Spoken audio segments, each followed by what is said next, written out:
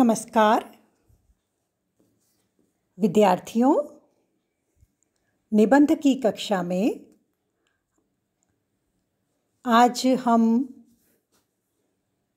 आपके 100 अंक के इस प्रश्न पत्र में जिस टॉपिक को प्रारंभ करेंगे वो है नई कविता, जिसके नाम में ही, शीर्षक में ही आप देख रहे हैं नयापन है। प्राचीन युग से लेकर वर्तमान युग के साहित्य में लीक से भिन्न नवीन का जन्म और परंपरा द्वारा उसका विरोध करने की प्रवृत्ति अनवरत रूप से चली आ रही है। हम सभी जानते हैं कि परिवर्तन प्रकृति का नियम है और प्रगति के लिए जरूरी भी है। तो प्रकृति का जो ये नियम है कि परिवर्तन होता ही है और होना चाहिए भी, तो परिवर्तन की यह प्रक्रिया हमारे जीवन में जिस प्रकार घटित होती है, उसी प्रकार से साहित्य के स्वरूप में भी देश काल, वातावरण और परिस्थिति के अनुरूप परिवर्तन होता ही है। साहित्य समाज का दर्पण है, तो स्वाभाविक है समाज का जो स्वरूप समय के अनुसार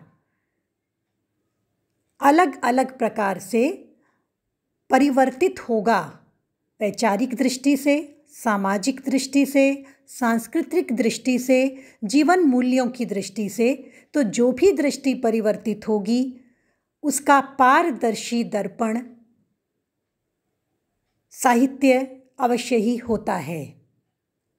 साहित्यकार के पास अपनी निजी मेधा होती है, साहित्य मनुष्यों की गढ़न होता है, तो सहज ही उसमें कल्पना, अनुभव, विवेक सभी का सामंजस्य भी होता है।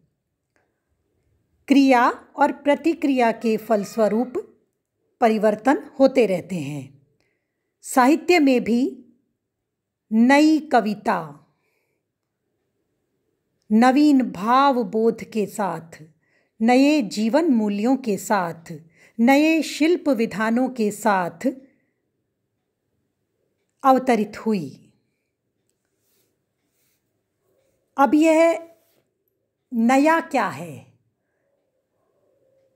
क्यों इसे हम परिचय में कह रहे हैं कि यह नई कविता है? क्या पूर्व में लिखी गई कविता नई नहीं हो सकती? क्या परिवर्तन पूर्व में नहीं होते थे? निश्चित रूप से होते थे। सन 1951 के लगभग, उसके बाद की जो हमारी परिस्थितियां हैं, उनमें परिवर्तन बार बार और जल्दी जल्दी होने लगा। इस काव्य धारा की पृष्ठभूमि प्रयोगवादी कवियों की कविताओं में देखी जा सकती है। यद्यपि प्रयोगवाद स्वयं में एक स्पष्ट काव्य धारा है और इसके पुरोधा कवि के रूप में अज्ञेय प्रतिष्ठित हैं। उन्होंने अपने तार सप्तकों में अपने अनेक कवियों को, समकालीन कवियों को, साहित्यकारों को स्थान दिया है और वह प्रयोगवादी काव्यधारा कहलाई। वह कविता ही नई कविता की भूमिका बन गई। नई कविता जीवन के विस्तृत क्षेत्र को अपना कथ्य बनाती है। सच्चाई और ईमानदारी से यथार्थ बोध के प्रति आडंबरहीन होकर सीधी स्वीकारोक्ति इस कविता में पाई जाती है। नवीन वस्तुशिल्प, नया छंद विधान, नई उक्ति वैचित्र्य, अर्थात कुल जमा बात करें तो विविधता, इस कविता के नएपन को निर्धारित करती है।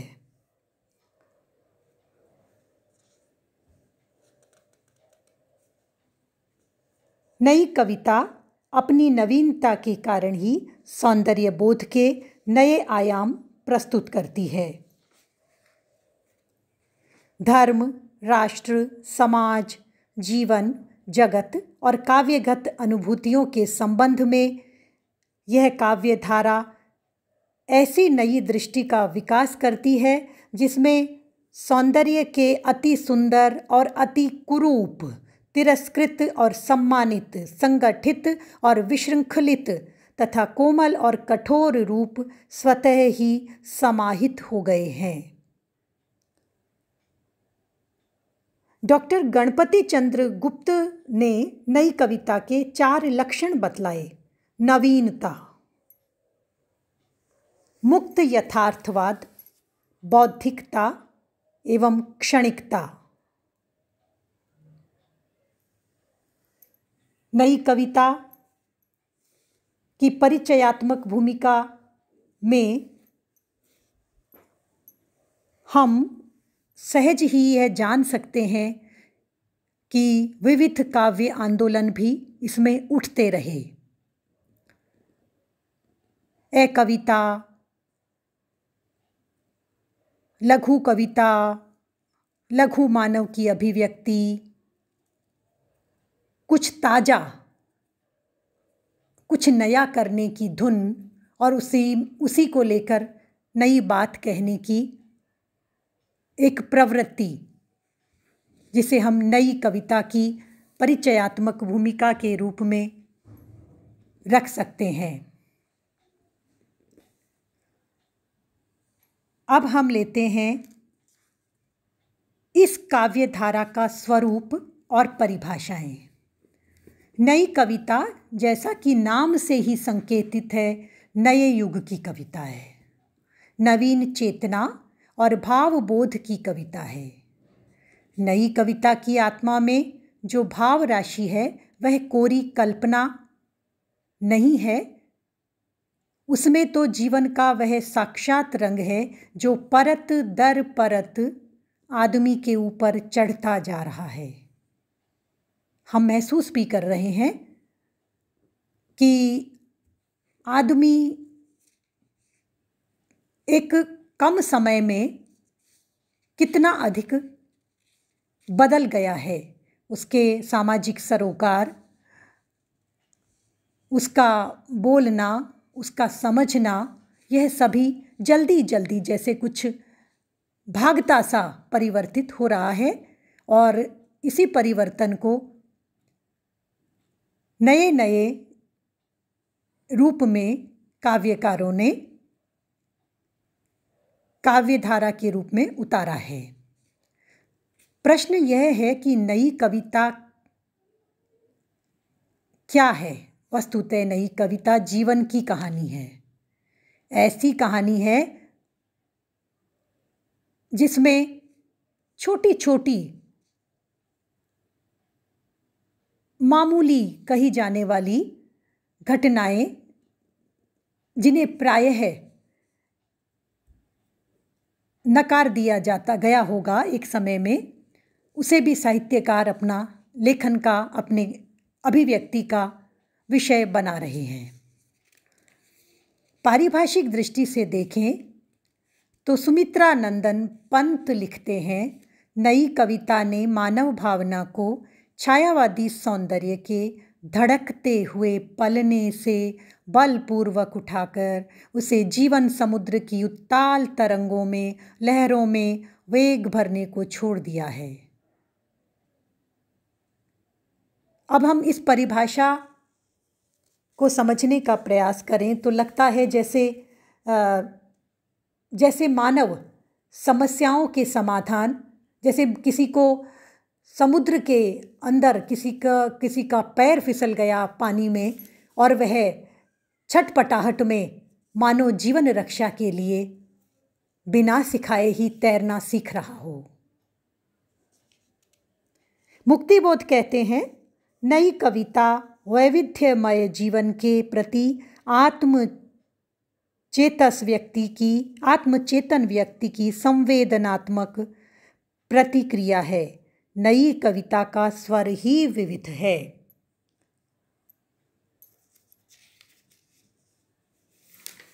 यह जो स्वर की विविधता की बात यहाँ की गई है परिभाषा में, यह तो हम देख सकते हैं कि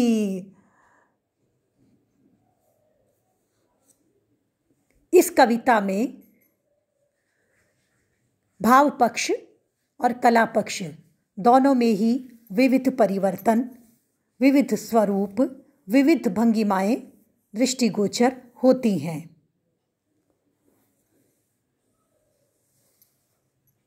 डॉक्टर धर्मवीर भारती ने लिखा है कि नई कविता प्रथम बार समस्त जीवन को व्यक्ति या समाज इस प्रकार के तंग विभाजनों के आधार पर न मापकर मूल्यों की सापेक्ष स्थिति में व्यक्ति और समाज दोनों को मापने का प्रयास कर रही है। अब यह परिभाषा तोलने की बात करती है कि हमारे जो कसौटी है वह चंद विषयों से हटकर अनंत विषयों की ओर उन्मुख हो रही है। इस काव्य धारा में लेखन के अनंत विषय हुए, अर्थात जीवन में घटित होने वाली छोटी से छोटी, बड़ी से बड़ी घटनाओं को इस कविता में स्थान सहज ही मिलने लगा। इन परिभाषाओं के आधार पर हम एक दृष्टिकोण मान सकते हैं हमारे लिए समझने के लिए कि एक प्रथम बिंदु कि नई कविता भावना के धरातल से कुछ उतर कर वैचारिकता के धरातल पर आ गई। दूसरा बिंदु जो हम ले सकते हैं, नई कविता जीवन की विविधता और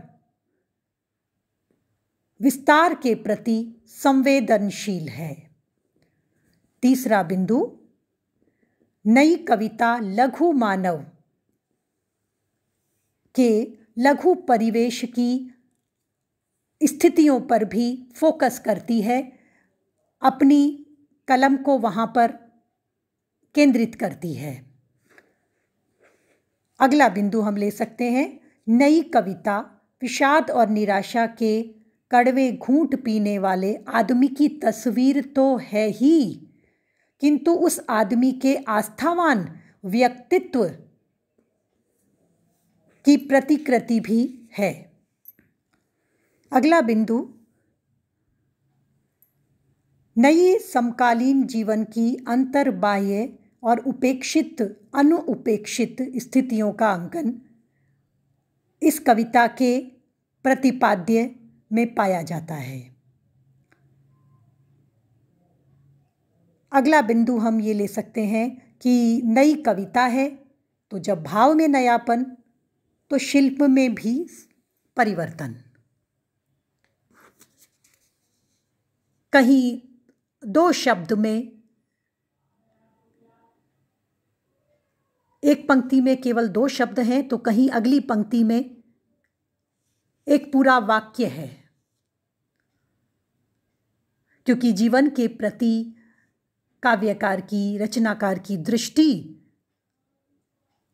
बदली है तो उसके शिल्प का, उसके लेखन का अंदाज भी बदलना स्वाभाविक है। बौद्धिकता की इस भागदौड़ में व्यस्त मनुष्य प्रकृति के सुंदर चित्रों की अपेक्षा संघर्ष को अधिक चित्रित कर रहा है। नदी, पर्वत, इंद्रधनुषी सौंदर्य, यह भी वह देखना चाहता है, किंतु उसके देखने की दृष्टि यथार्थ से जुड़ गई है।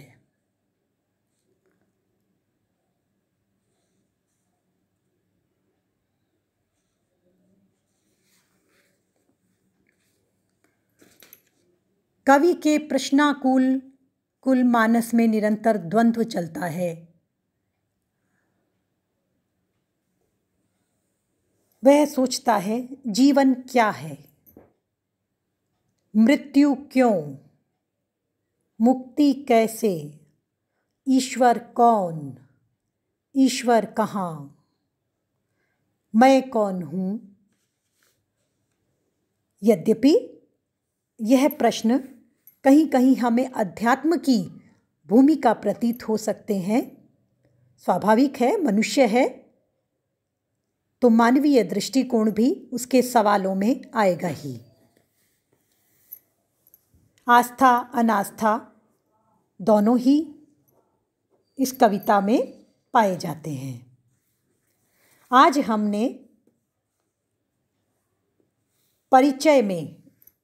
हमने नई कविता की परिचयात्मक भूमिका को पढ़ा, जानने का प्रयास है हमारा, और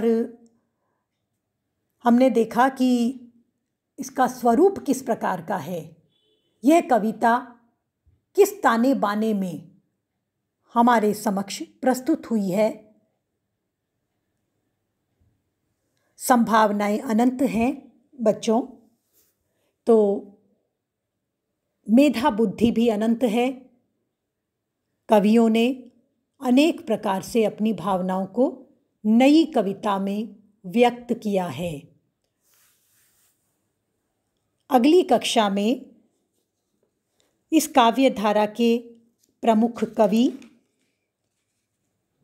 और इस काव्य धारा की प्रमुख प्रवृत्तियों पर प्रकाश डालेंगे। धन्यवाद।